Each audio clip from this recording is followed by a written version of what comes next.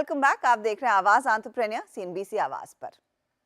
मधु केला, उत्पल सेठ, ये कुछ ऐसे दिग्गज नाम हैं जो शेयर बाजार के कॉन्टेक्स्ट में आए दिन सामने आते हैं। इनकी बातचीत खूब होती है, लेकिन आज आवाज एंटरप्रेन्योर में इनके नाम मैं क्यों मेंशन कर रही हूँ? इसकी वजह यह है कि ये दिग्गज निवेशक आजकल स्टार्टअप्स में भी बड़ा पैसा लगाने लगे हैं। मधु केला, उत्पल सेठ के साथ एल&टी के पूर्व चेयरमैन एएम नायक ने मैसूर की medical device manufacturing firm S3V vascular technologies में 300 करोड़ का इन्वेस्टमेंट किया है। S3V वैस्कुलर टेक की खासियत यह है कि ये न्यूरोवैस्कुलर डिवाइसेस बनाती है जो स्ट्रोक के इलाज में काम आते हैं। कंपनी के फाउंडर बद्री नारायण से मैंने बात की। बद्री जी, शुक्रिया सीएनबीसी आवाज के लिए समय निकालने के लिए and congratulations on this fund raise. I believe 300 crore आपने रेज किए हैं। तो प्राइमरी प्रीमाइस क्या है, कंपनी का प्लान क्या है? आपको इस समय 300 करोड़ की जरूरत क्यों पड़ रही है? जो कॉमन मैन होता है उसको भी ये हक होता है कि उसको भी द बेसिक नेसेसिटीज़ मिलना चाहिए। और जब साइंस और टेक्नोलॉजी बढ़ता है सो टेक्नोलॉजीज़ भी बहुत इम्प्रूव होते रहता है जी। लेकिन ये टेक्नोलॉजीज़ का जो कॉस्ट होता है वो बहुत ज़्यादा होता है। लेकिन हेल्थ केयर में अपन डिफ्रेंशिएट नहीं कर सकते हैं कि आपके पास पैसा है तो आप एस क्लास का कार खरीदें। तो वो जो प्रोडक्ट का सेफ्टी एंड एफिकेसी जो हम बहुत इम्पॉर्टेंट चीज़ होता है वो तो कॉमन होता है। तो वो हिसाब से जो फोकस था और जो डॉक्टर APJ अब्दुल कलाम का जो विज़न था कि हम ए टाइप ऑफ टेक्नोलॉजीज़ एक कॉमन आदमी तक लेके जाना पड़ेगा, तो ये हिसाब से हम लोग ये फंड रेज का कंप्लीट किए। पहले आप हमारे दर्शकों की सहूलियत के लिए अगर ये समझा सके, S3V मैंने कहा तो है मेडटेक कंपनी है, लेकिन एग्जैक्टली किस तरह के प्रोडक्ट्स आप लोग बनाते हैं? मैं कहीं पढ़ रही थी कि आप प्राइमरीली स्ट्रोक से निपटने के लिए कुछ प्रोडक्ट्स बनाते हैं। क्या कार्डियोवास्कुलर पर भी आपकी नज़रें हैं? क्या कर रही है कंपनी आजकल? सो हमारा फोकस तो कोर एरियाज में होता है और हम अब 4 कोर एरिया में काम कर रहे हैं। पहला तो डेफिनेटली ब्रेन था, न्यूरो डिवाइसेस का था, क्योंकि भारत में और डेवलपिंग कंट्रीज़ में उसका प्रोडक्ट्स डेवलप करने के लिए रिस्क लेना ज़्यादा पसंद नहीं करेंगे लोग।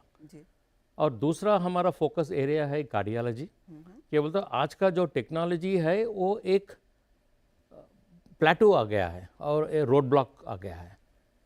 सो उसका जो अपन डेवलपमेंट करने का है, we need to come out with products वो प्रॉब्लम को सॉल्व करने के लिए। और अगर आप current generation drug eluting stents का बात करेंगे तो रीस्टेनोसिस एक बहुत इंपॉर्टेंट चीज़ होता है। इसका ऊपर भी हम लोग काम कर रहे हैं कि हमारा 2 साल में हमारा 2 प्रोडक्ट आने वाला है जो अहेड ऑफ द कर्व होगा। से हम लोग रिवर्स इंजीनियरिंग के बारे में नहीं बात कर रहे, बिकॉज हम लोग जो टेक्नोलॉजी इंडिया में लोकली डेवलप कर रहे हैं, हम लोग ये बताना चाहेंगे कि दी अदर नेशंस को कि हम रिवर्स इंजीनियरिंग ने हम लोग पेशेंट को क्या ज़्यादा बेनिफिट दे सकते हैं उसका ऊपर हम लोग काम कर रहे हैं। और तीसरा इम्पॉर्टेंट एरिया हम लोग जो काम कर रहे हैं वो ड्रग डिवाइस कॉम्बिनेशन बोलते हैं। ये फ्यूचर होता है और हमारा जो प्राइस पॉइंट रहेगा ये स्ट्रेटजी होगा कि सब लोग उसको अफोर्ड कर सकते हैं।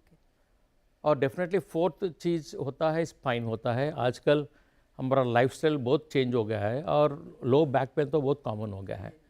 और इसमें हम लोग देख रहे थे कि पूरा ओपन सर्जरी होता है एंड ओपन सर्जरी से बहुत कॉम्प्लिकेशंस होता है। सो हम लोग एक प्रोडक्ट को नेक्स्ट 6 मंथ्स में लॉन्च कर रहे हैं जो स्टिचलेस प्रोसीजर में यूज़ हो सकता है, जो पेशेंट को एनेस्थीसिया भी नहीं ज़रूरत है और उसको एंडोस्कोप से भी यूज़ कर सकते हैं।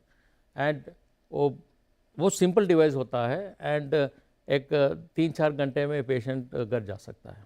वाव, stitchless is complete, it will be a game changer इस पूरे बिजनेस में। अच्छा, आपने एक चीज़ कही कि प्राइस डिफरेंशिएशन होता है। अब जहाँ तक लोगों का एक आम आदमी का एक्सपीरियंस है कि अज्यूमिंग कोई पेशेंट पहुंचता है किसी हार्ट अटैक के चलते हॉस्पिटल में, आपको फिर कहा जाता है कि आपके पास XYZ विकल्प है, इसमें से आपको कौन सा स्टेंट लगाना है ये बताइए, XYZ इंजेक्शंस हैं, आपको इसमें से कौन सा लगाना है ये बताइए, और वो प्राइस पर ही डिसीजन लेने को कहा जाता है।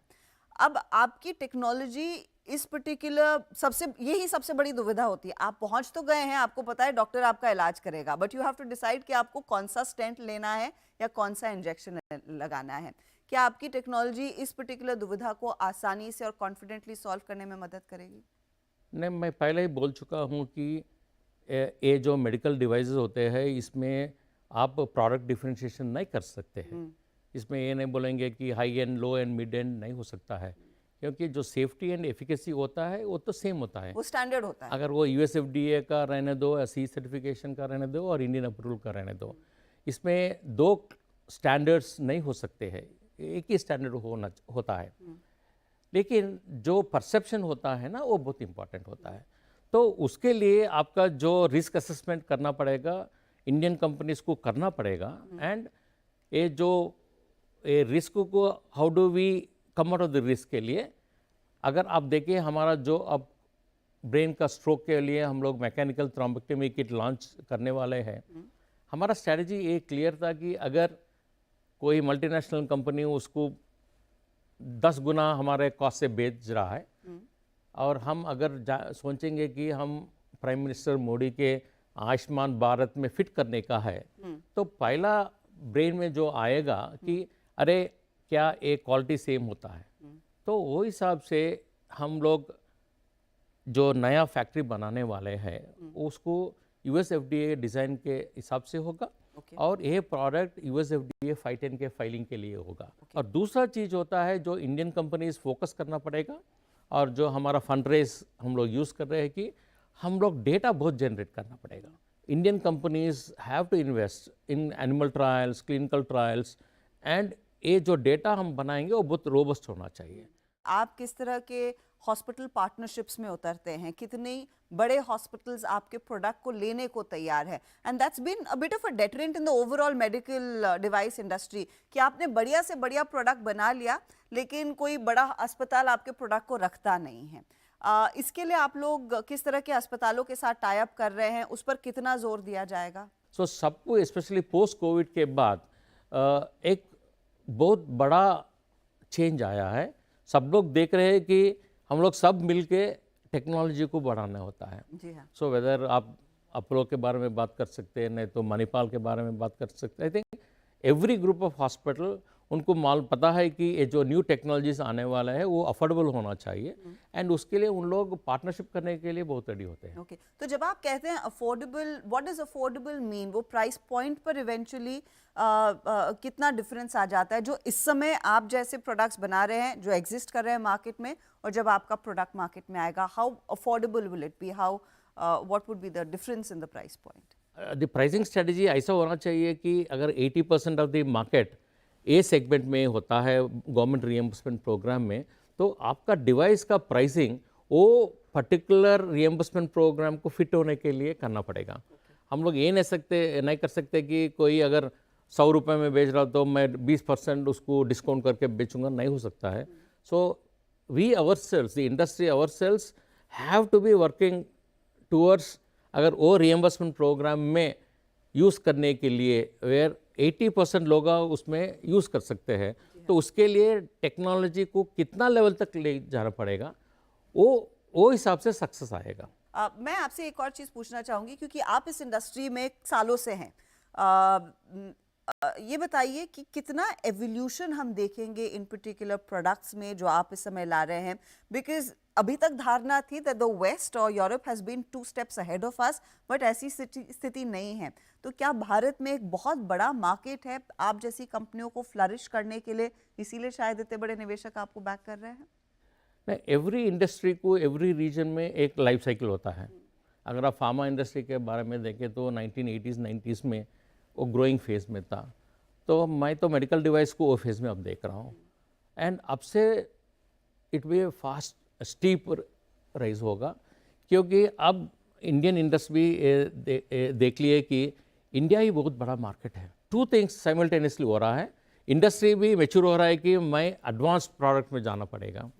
अगर मैं सिरेंजेस और मैं आईवी सेट के बारे में रहूँगा तो the world will not look into me very seriously. So industry भी बहुत इम्प्रूव हो रहा है। नंबर 2, गवर्नमेंट भी बहुत फोकस कर रहा है, स्पेशली 2014 के बाद 10 सनराइज इंडस्ट्री में मेडिकल डिवाइसेस को लाया गया एंड अब बहुत फंडिंग भी आ रहा है एंड जो रेगुलेटरी अप्रूवल प्रोसेस का जो मॉडिफिकेशंस हो रहा है उससे हम लोग ग्लोबल डिवाइसेस के हिसाब से हम लोग बेंचमार्क करेंगे।